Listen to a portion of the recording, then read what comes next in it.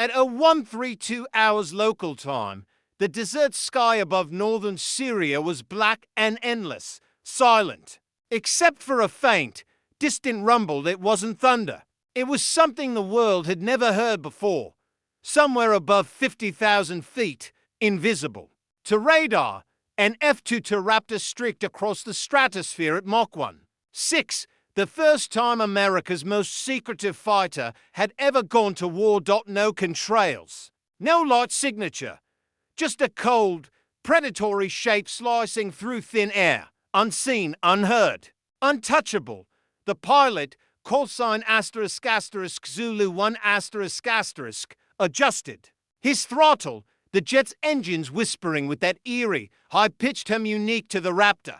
He was less a man flying a machine, and more like part of it, symbiotic. His helmet display glowed faintly with lines of tactical data, dozens of blue icons, and one red triangle. The coordinates glared on the HUD like a heartbeat. A suspected ISIS command compound outside Raqqa, surrounded by anti-aircraft guns scavenged from the wreckage of 3 decades of war. Tonight, the US Air Force wasn't just sending a message. It was unveiling a ghost. Hours earlier, at Dhafra Air Base, UAE the runway shimmered with heat. Ground crews moved with precision around for Raptors from the 27th Fighter Squadron, the Fighting Eagles. These weren't test flights. This was combat sortie Alpha Zulu 101. The first real mission of the F-22 in American history. Inside the operations room, the tension was electric. Colonel Hayes, mission commander, leaned over the digital map as satellite feeds updated in real time. "All right, gentlemen," he said, voice combat clipped. "Tonight, we're kicking down the door." The coalition was launching a multi-axis strike on ISIS positions deep inside Syria. A mix of Navy Tomahawks from the Red Sea, F-15Es from Qatar, and stealth drones circling high overhead. But at the tip of the spear, leading the first wave, was the aircraft no one outside the Pentagon had ever seen in combat, the F-22 Raptor. The world's first fifth-generation stealth fighter capable of supercruise, data fusion, and radar invisibility so advanced that enemy radars might as well be blindfolded. Yet for all its reputation, until that night, the Raptor had never fired a shot in anger. This was the debut, a decade in the making. Zulu 1 and his wingman, Zulu to climbed into the cockpits. The ground crew chief saluted, a simple gesture that meant everything. With a deep growl, both Pratt and Whitney F-119 engines came alive. The ground vibrated like the Earth itself was bracing. Throttle up, canopy down. The Raptors taxied silently through the shimmering night. Zulu flight, cleared for takeoff. In seconds, 70,000 pounds of titanium and carbon fiber leapt into the air like it weighed nothing. Gear up! Afterburners lit for just a heartbeat, twin rings of blue fire, and then gone. They disappeared into the dark.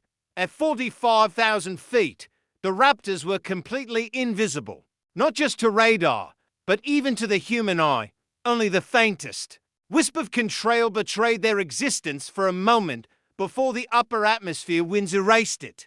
The pilots flew in total radio silence, relying on the encrypted Link 16 data link connecting them to the E3 Sentry orbiting hundreds of miles away. On the AWACS screen, the F-22s weren't blips, they were ghosts. Even friendly radar could barely track them. That's how stealthy they were. But in that silence, every pilot knew the stakes. The Raptor's systems, the ESA radar electronic warfare suite infrared sensors were all being used in a real battlefield for the first time. Any mistake, any software bug, could mean $1 billion embarrassment in front of the world. Zulu 1 checked his systems, weapons armed, to GBU-3 Tushdam's 1,000-pound GPS-guided bombs, plus to AI and 1 to OM ROMs, just in case. This wasn't just a strike. It was a full combat validation. The target coordinates appeared in glowing green text, asterisk asterisk 3612 and 3756, asterisk asterisk estimated time to target, 6 minutes, at 60,000 feet. The world below looked like a satellite image come to life.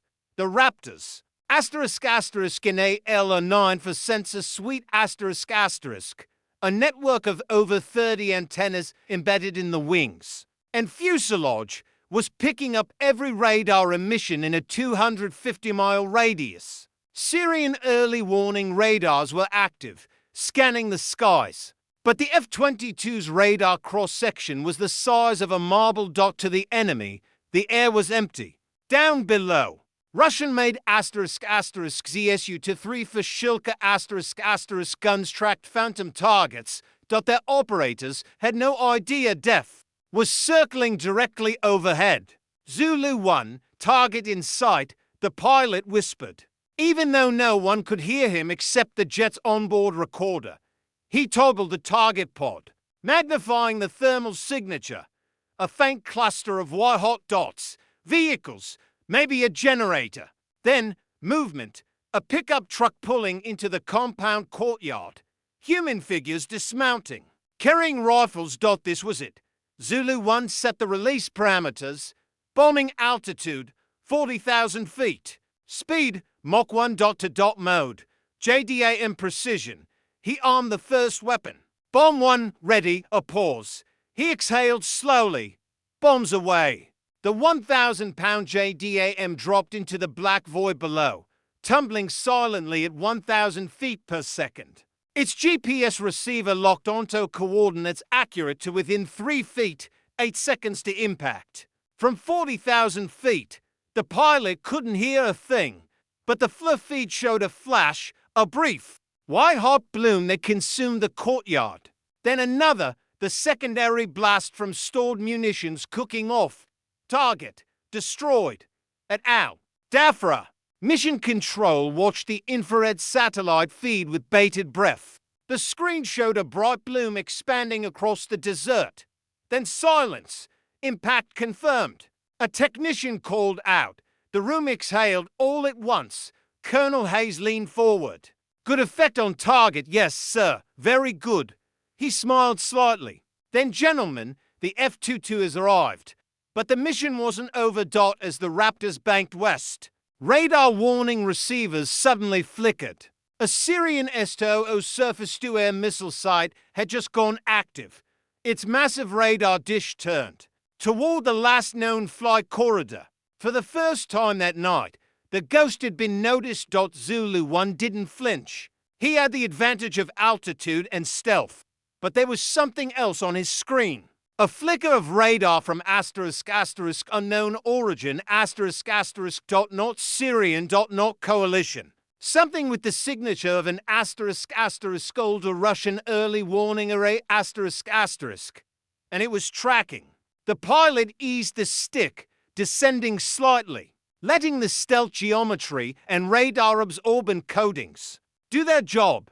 Every curve of the Raptor was designed for this exact moment to vanish. His sensors painted the radar beam's sweep pattern. It was searching and missing by miles. In the cockpit, it was almost serene. No turbulence. Just the hum of controlled air through the ducts. The faint electronic whisper of the radar computer adjusting microsurfaces across the jet's body. He turned toward base, throttle steady. But the night wasn't done with him yet. 200 miles to the west, another Raptor, asterisk asterisk Zulu 3 asterisk asterisk, reported a strange thermal signature near the Euphrates. Possible anti-air battery. Zulu 1 banked hard left to investigate. Even at 50,000 feet, the G-forces pressed him into the seat.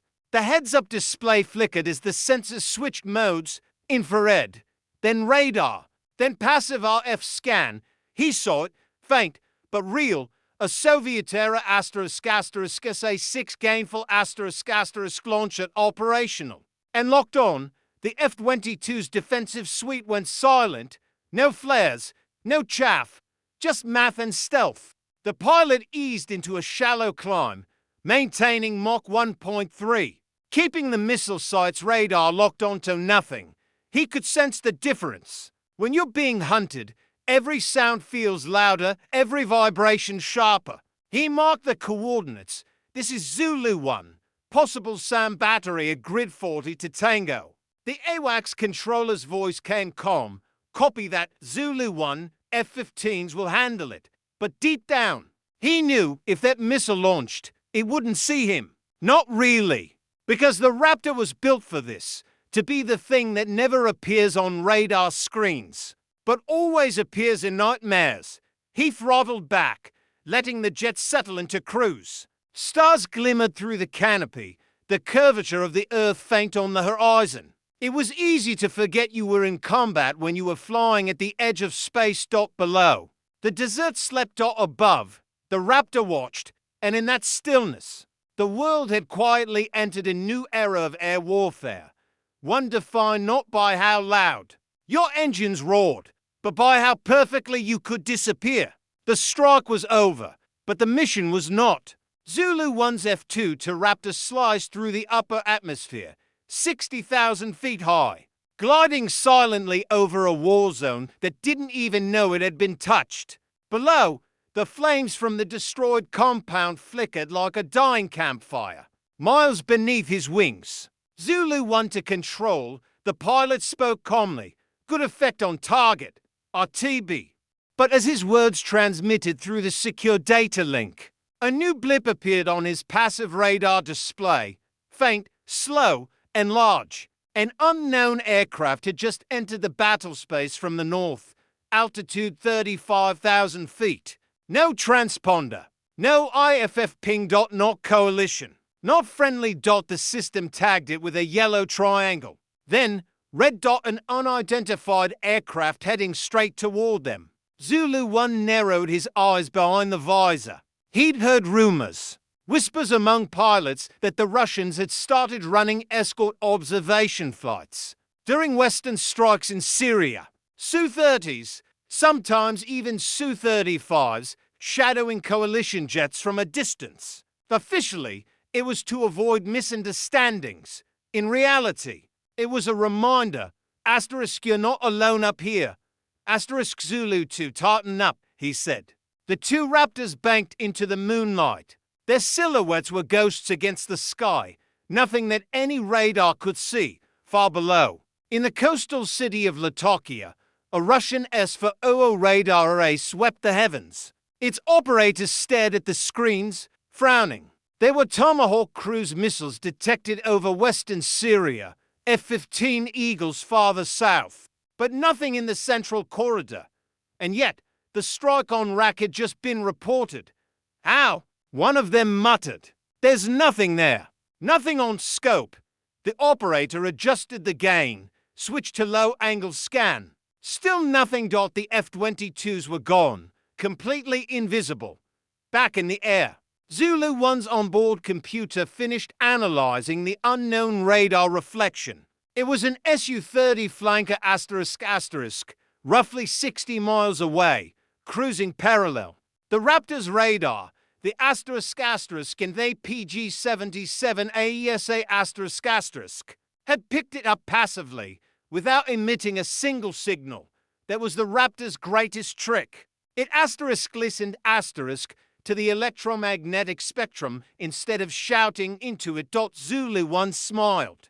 The Su-30 pilot had no idea he was being watched, tracked, and targeted from twice his altitude. Zulu 2, eyes on bandit north-northwest, Angels 3-5. Zulu 2 confirmed.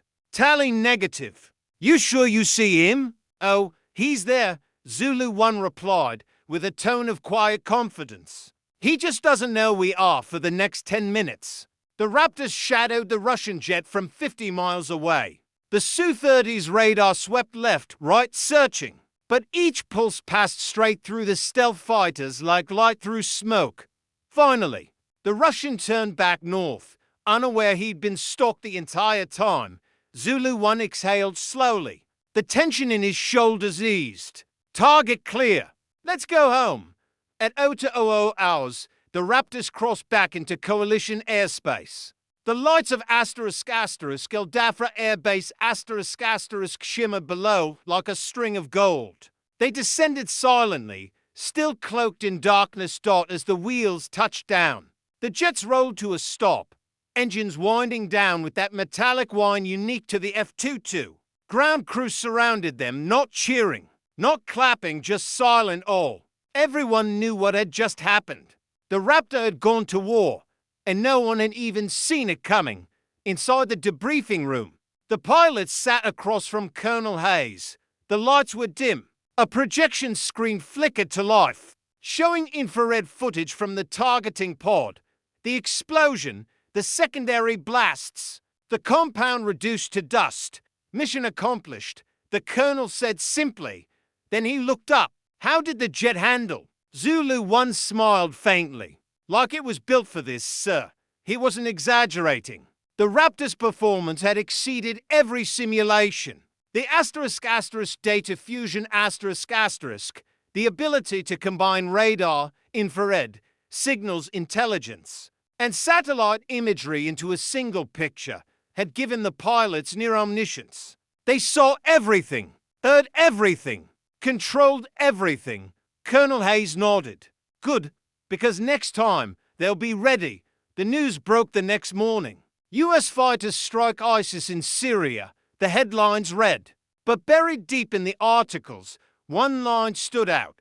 * among the aircraft used were F-22 Raptors, marking their first ever combat deployment. * That single sentence changed everything. For over a decade, the Raptor had been the mythic beast of the skies, whispered about, speculated upon, but never blooded in war. Now it had proven itself. And it hadn't just performed, it had dominated. Within days, every military analyst in the world was dissecting the mission. How did a jet designed for air superiority become the world's most precise bomber? Why risk exposing a $150 million aircraft for a strike that F-15Es could have done cheaper? The answer was simple. Data. This was more than a strike. It was an * combat experiment. * the Pentagon wanted to see how the F-22 stealth, sensors, and network integration performed in a real, hostile environment. Could it evade Russian radar? Could it coordinate with non-stealth aircraft? Could it strike without being seen? The answer to all three, **, absolutely. *, behind closed doors. Mission analysts pored over the telemetry data. They discovered that the Raptor's radar cross-section, even under operational load, for fuel, bombs mounted internally, remained effectively invisible to the **, Neboim **, and **, for OO **, radars stationed in Syria. Even more astonishing, when the Raptor's radar did transmit, the beam was so tightly focused that Russian sensors mistook it for background noise. The plane didn't just it lied to the sky. Meanwhile, the pilots received commendations, quietly, without press. The mission was still classified in detail. Zulu 1 returned to the flight line a week later. Another sortie, another night. But this time, something felt different. He knew that above the calm hum of his instruments, history was echoing. The Raptor wasn't just a weapon, it was a statement. That America still owned the night. Months later, intelligence reports revealed something curious. Russian and Syrian radar operators had logged multiple ghost contacts. In the hours following the strike, faint signals that appeared, disappeared, and reappeared miles away. Like phantoms dancing on their scopes, they never knew what caused them. They blamed atmospheric distortion, software glitches, but Zulu 1 knew better. That was the Raptor's signature. The art of being seen only when it chooses to be seen. By early 2015, the F-22s had flown dozens of sorties over Syria and Iraq, all without a single detection. interception, or engagement, the missions evolved. The Raptors began coordinating air traffic control for coalition bombers, identifying targets for A-10 Warhogs and F-16s, using stealth and sensors. They became airborne quarterbacks, the invisible commanders of the sky from 50,000 feet. They watched the entire war unfold on their displays. They could see individual trucks, radio transmissions, even the faint heat of an enemy campfire. When A-10 pilots later described their missions, they said it felt like someone above us was watching over. They weren't wrong. But for all its success, the F-22's combat debut also exposed a truth, one that would haunt US air power's strategy for years. There were only 183 Raptors ever built, and of those, fewer than 150 were combat-ready each. One was a masterpiece, but also a relic of a cancelled dream. The production line had shut down in 2011. The Air Force had wanted 750. Congress said no. So the Raptor became both unstoppable and irreplaceable. That made every mission a balancing act, show enough power to intimidate, but never risk losing one. The enemy couldn't shoot it down, but politics could. One night, months after that first strike, Zulu 1 found himself again over northern Syria, cruising at 58,000 feet. The same silence, the same black sky, but this time, something different. His display lit up, multiple radar pings, low power, coordinated. Someone below was trying to map the upper atmosphere with passive detection systems. Not radar, but sound and thermal sensors. They were learning. He felt the weight of that realization. Stealth wasn't eternal. It was a race, and the other side was catching up. The Raptor was still decades ahead. But every mission left traces. Every heat plume, every spectral echo, data that adversaries could study. He toggled the radar off completely. Going dark, the jet became nothing but wind, silence, and speed. He thought about all the hands that built it. Engineers in Marietta, Georgia. Software coders at Lockheed. Test pilots who risked their lives to perfect the flight envelope. Now it was his turn to carry that legacy, one invisible flight at a time. At dawn, Zulu 1 landed at Al Dhafra again. The desert was glowing orange. The canopy opened. Warm air rushed in. He climbed down, pulled off his helmet, and looked back at the jet, its edges catching sunlight, its paint shimmering like liquid metal. To anyone else, it was just a machine. To him, it was something sacred. He ran a hand along the fuselage. You did good, girl. In the years that followed, the F-22 continued flying missions, Syria, Iraq, the Persian Gulf, even intercepts over the Pacific. Each time, its legend grew. Enemy pilots called it the unseen death. Radar operators called it the Black Triangle. To the Air Force, it was air dominance personified.